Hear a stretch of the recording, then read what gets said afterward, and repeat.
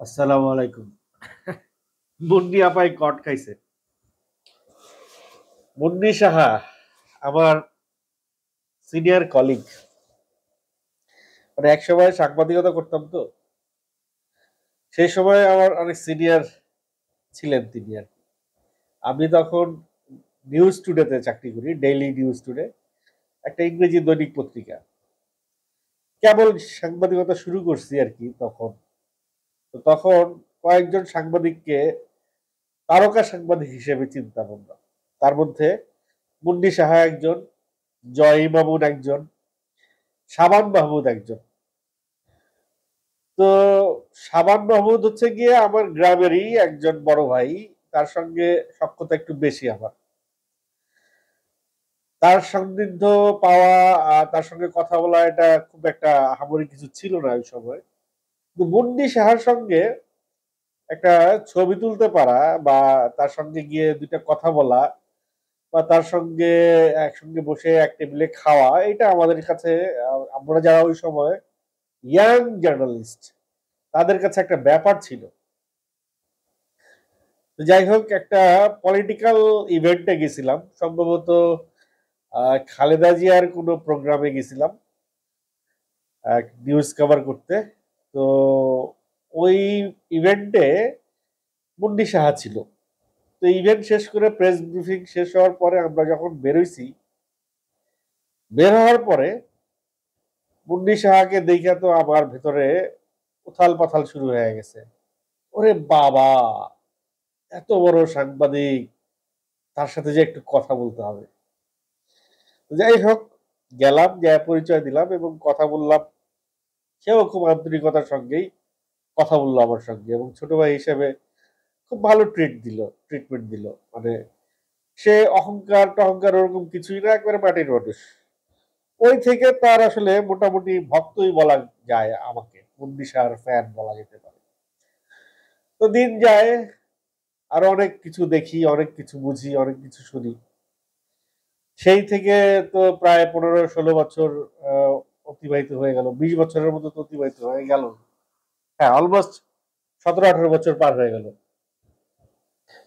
তো 17-18 বছর পরে এসে যখন এই মুন্নি সাহাকে আবার নতুন পরিচয়ে চিনলাম, যে তিনি একজন দুর্নীতিবাজ সাংবাদিক, তখন আমারও খুব খারাপ লাগছে, অনেকের যেরকম খারাপ লাগছে।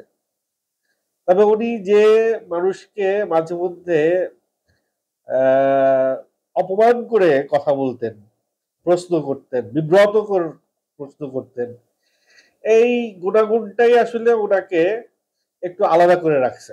সবাই তো তেল মাইরা কথা বলে, কিন্তু মুন্নি সাহাই তেল না মাইরা একেবারে সরাসরি হিট দিয়ে কথা বলে। তো যার কারণে ওনারা সবাই এড়াই চলতো। আর ওনার তো অনেক অরৈল সম্পত্তি হয়েছে। ওনার সম্পত্তির কিন্তু কোটি কোটি টাকার সম্পত্তি। একটা কন্টেন্ট দেখলাম বোধহয়, তিনি যখন সম্ভবত নাগরিক টিভির একটা কন্টেন্ট দেখলাম, সে যখন সাংবাদিকতা শুরু করে তখন টিনের চালের 2 রুমে, ওয়াল করা টিনের চাল, এরকম 2টা রুমে ভাড়া রাখতো। আর এখন তার এবং তার নামে, তার হাজবেন্ড তাপসের নামে, তার হাজবেন্ডের নামও নাকি তাপস, যাই হোক, তার এবং তার হাজবেন্ডের নামে বিভিন্ন ব্যাংকে 10 কোটি টাকার উপরে ফিক্সড ডিপোজিট আছে। আমাদের উত্তরায় এই 18 নম্বর সেক্টর, হ্যাঁ 18 নম্বর সেক্টরই তো, যেখানে ওই যে শান্তামরিয়াম ওয়ার্ল্ড ইউনিভার্সিটি, ওইখানে। তো ওই সেক্টরের পূর্ব দিকে, হ্যাঁ পূর্ব দিকে একটা বট গাছ আছে। শান্তামরিয়াম ইউনিভার্সিটির পূর্ব দিকে একেবারে 18 নম্বর সেক্টরের সীমানা ঘেঁষাঘেঁষি একটা বট গাছ আছে। সেই বট গাছের নিচে একটা চায়ের দোকান আছে। তো আমি মাঝে মধ্যে আমার গাড়িটা নিয়ে ওইখানে যাই। আমার একটা বন্ধু আছে, ওরে ড্রাইভিং শিখাইছি, ওনাকে ড্রাইভিং শিখাইছে, উনি একজন বড় অফিসার। তো সে সবার সামনে ড্রাইভিং শিখতে চান না, একটু আড়ালে আবডালে শিখতে চান, এই কারণে ওইখানে নিয়ে গেছিলাম 18 নম্বর সেক্টরে। আমার গাড়ি দিয়ে ওনারে কয়েকদিন ড্রাইভিং শিখাইছি। ওই চায়ের দোকানে বসে চা খাইতে যেতাম। হঠাৎ একদিন ওই চা খাইতে খাইতে আমি একটু আশেপাশে হাঁটলাম, দোকানটার আশেপাশে। হাঁটতে হাঁটতে দেখি ওই 18 নম্বর সেক্টরে একটি প্লটে, সম্ভবত 7 কাঠা বা 5 কাঠার প্লট, একটা প্লটে সাইনবোর্ডে লেখা সাংবাদিক মুন্নি সাহার প্লট। তার মানে এই যে এই এই ইয়েতে এসে 2024-এ এসেও তার একটা প্লট হয়েছে উত্তরা 18 নম্বর সেক্টরে। আর আর কোথায় কি আছে সেগুলো তো আল্লাহ জানে তার কোথায় কি আছে। তো এখন মুন্নি শাহ কট খাইলো কারণ বাজারে বাজার করতে যাইয়া। নবাব সিরাজউদ্দৌলা কট খাইছিল খিচুড়ি আনতে যাইয়া। মানে ওই যে পাবলিক রে যখন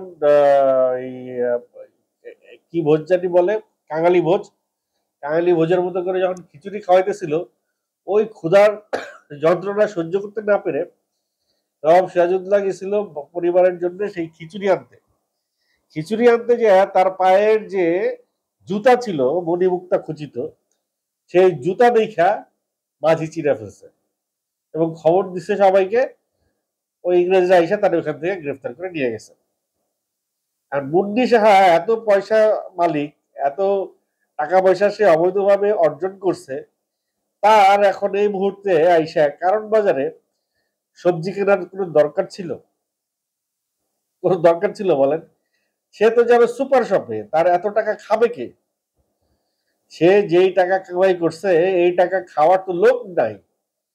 তারপরেও তিনি এই কারণ বাজারে গেছে, এই যে যেহেতু দ্রব্যমূল্যের দাম ঊর্ধ্বগতি, তো কিছু টাকা সেভ করার জন্য সে কারণ বাজারে গেছে এই আলু পেঁয়াজ কেনার জন্য। নর্মালি কারণ বাজারে যদি পেঁয়াজের কেজি হয় 100 টাকা, আমাদের আশেপাশের দোকানে সেটার কেজি হবে 120 টাকা। এরকম 20 থেকে 25 টাকার ডিফারেন্স আছে প্রত্যেকটা কেজিতে, প্রতি কেজিতে। তো এখন তার আগে আর একটা বিষয় আছে, বিষয় নিয়ে কথা বলি। এই বিষয়টা নিয়ে অনেকে হয়তো মাইন্ড করবেন, কিন্তু প্রচলিত আছে কথাটা যে সনাতন ধর্মের লোকরা খুব হিসেবি হয়। যেমন কলকাতার একটা কথা প্রচলিত আছে, কলকাতায় যদি কারোর বাড়িতে যদি আপনি বেড়াইতে যান, তখন তারা প্রশ্ন করে, দাদা খেয়ে এসেছেন না গিয়ে খাবেন? অথবা আপনাকে যদি নাস্তা দিয়েই ফেলে, তখন বলবে যে দাদা অর্ধেকটা মিষ্টির পুরোটাই কিন্তু খেতে হবে। মানে মিষ্টি আপনাকে অর্ধেকটা দিছে, এটার পুরোটাই খেতে হবে। তো মুন্নি সাহার নাম থেকে আপনারা বুঝতে পারছেন আপা সনাতন ধর্মের, এবং তিনি অনেক হিসেবে। তার এই যে সারা জীবনে সে জামা কাপড় যেগুলো পরছে, কোনো পয়সাওয়ালার মালিক এইরকম জামা কাপড় পরে, মানে আমার কাছে যদি টাকা পয়সা থাকতো তার মতো, আমি বোধহয় তার মতো করে ড্রেস আপ করতাম না। তার ড্রেস আপ নিয়ে আমার কোনো অভিযোগ নেই, কিন্তু তিনি চাইলে কিন্তু ওই পোশাক আশাকে নিজেকে একটু একটু তটস্থ করতে পারতেন, একটু তার বিষয়টা একটু গ্লোরিফাই করতে পারতো। যে মানে ফার্স্ট ফার্স্ট ইমপ্রেশনটাই তো তিনি হয় মানুষের পোশাক আশাক দেখে। তো সেই জায়গা থেকে তিনি কিন্তু শুরু থেকেই সাদামাটা জীবনযাপন করেছেন, এবং সেই সাদামাটা জীবনযাপন হিসেবে জীবনযাপনের একটা অংশ হিসেবেই সম্ভবত তিনি এই কারণ বাজারে গেলেন এবং ধরা খাইলেন। ধরা তো ধরা, জব্বর ধরা, মানে এমন ধরা খাইছে দর্শক, মানে জনগণ তাকে আরেকটু হইলে গণপিটুনি দেয় নাই। যাই হোক, পুলিশের হাতে দিয়ে দিছে। পুলিশের কাছে যাওয়ার পরে সে আবার অসুস্থ ফিল করছে, তাকে জামিনে মুক্তি নেওয়ার একটা কি জানি একটা ইয়ে দিয়ে বন্ড দিয়ে তাকে ছেড়ে দেওয়া হয়েছে, সে পরিবারের কাছে তাকে ন্যস্ত করা হয়েছে। এখন কথা হইল যে মুন্নি সাহা কি একাই দুর্নীতিগ্রস্ত সাংবাদিক ছিল? না, অনেক দুর্নীতিগ্রস্ত সাংবাদিক আমাদের মিডিয়াতে ছিল, আছে এবং ভবিষ্যতেও থাকবে। এদেরকে আমরা ইয়েলো জার্নালিজম বলি। টাকার, কাঁচা টাকার গন্ধ আর কাঁচা টাকার লোভ অনেকেই সামলাইতে পারে না। আবার আমাদের মাঝে অনেক ভালো সাংবাদিকও ছিলেন, যেমন সাগর রুনি। কোনো অন্যায়ের বিরুদ্ধে মাথা নত না করে নিজের জীবনটা পর্যন্ত দিয়ে দিছে। তো সাগর রুনি যেখানে নিজের যে নিজেদের জীবন দিয়ে দেয়, সেখানে মুন্নি সাহারা দাপিয়ে বেড়ায়। এই বিষয়টাই আসলে খারাপ লাগে। ওই খারাপ লাগা থেকে অনেকে আলহামদুলিল্লাহ বলে, অনেকে স্যাটিসফাইড রিয়াকশন দেয়, অনেকে স্মাইল রিয়াকশন দেয় যে মুন্নি সাহা কট খাইছে। তো যাই হোক, একটা আদর্শ নিয়ে, একটা নীতি নিয়ে সাংবাদিকতা শুরু হয়। নাগরিক টিভির বিষয় অনুযায়ী, নাগরিক টিভির তথ্য অনুযায়ী তাকে নাকি ইন্ডিয়ান র তাকে ব্যাকআপ দেয়, যার কারণে বাংলাদেশের সাবেক স্বৈরাচারী প্রাইম মিনিস্টার পর্যন্ত তার কোনো ক্ষতি করতে পারে নাই। যেখানে পিএম এর সাথেও সে কিন্তু ছলচাতুরি 2 নম্বরই করছিল। আপনাদের মনে আছে কিনা জানি না, প্রথম আলোর এক সাংবাদিক সরকারি সচিবালয়ে গিয়ে একটা নথি চুরি করে নিয়ে আসতে চাইছিল, সেই সাংবাদিককে কিন্তু জেল খাটতে হয়েছে। আর মুন্নি শাহ প্রাইম মিনিস্টারের সাথে একান্ত আলাপ গোপনে ভিডিও করে বের হয়ে যাওয়ার সময় ধরা খায়া পরেও সে বহাল তবিয়তে আছে। মুন্নি শাহর কিন্তু কিছুই করতে পারেনি। আদতে মুন্নি শাহর কি কেউ কিছু করতে পারবে কিনা জানি না, তবে একটা জায়গায় তো আছে বাংলাদেশের, যে জায়গাতে আসলে মানুষ একটু বিশ্বাস করতে চায়, ট্রাস্টের জায়গা, যে সংবাদপত্র, সংবাদ মাধ্যম। মানুষ দিন শেষে সংবাদের দিকে তাকিয়ে থাকে, যে ওই সংবাদটা মানে যে যারাই বস্তুনিষ্ঠ সংবাদ পরিবেশন করে সেই চ্যানেলটা দিয়ে খুলে বসে থাকে, যে কিছুই যদি না করতে পারি, কিছুই না করতে পারলেও অ্যাটলিস্ট মানে সত্য সংবাদটা শুনে মানুষ কিছুটা স্বস্তি উপলব্ধি করে, যে না, সত্যি এখনো জীবিত আছে, সত্য কথা এখনো বলার লোক আছে।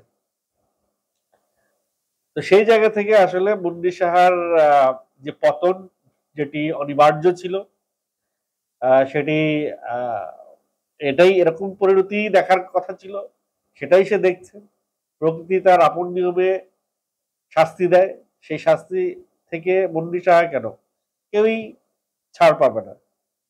দুনিয়াতে তার কর্মের কিছুটা মানে ফল তাকে ভোগ করে যেতেই হবে, যতই পরপারে বেহেশত বা স্বর্গের হিসাব আসুক, দুনিয়াতে তাকে কিছু না কিছু সাফার করে যেতেই হবে। তো এত অঢেল সম্পত্তি, এত প্রতিপত্তি, এত মান সম্মান সম্মান কোনো কিছুই কাজে আসলো না মুন্নি শাহর। তিনি অসুস্থতা বা সিক হয়ে মানসিক ট্রমা নিয়ে এখন বসবাস করতেছে, কখন তাকে রাস্তায় কেউ মানে অপমান করে। তো এই জায়গা থেকে আসলে আমাদের অন্যান্য যারা আছেন, সেই এরকম যাদের মন চায় এরকম মুন্নি সাহার মতো সম্পদ করতে, তারা বোধহয় এই জায়গা থেকে কিছুটা শিক্ষা দেবেন। যাই হোক, মুন্নি সাহার মতো যারা যারা এই ইয়েলো জার্নালিজম করেছেন এবং অন্যায় করেছেন, তাদের সঠিক তদন্ত করে বিচারের আওতায় নিয়ে আসা হোক।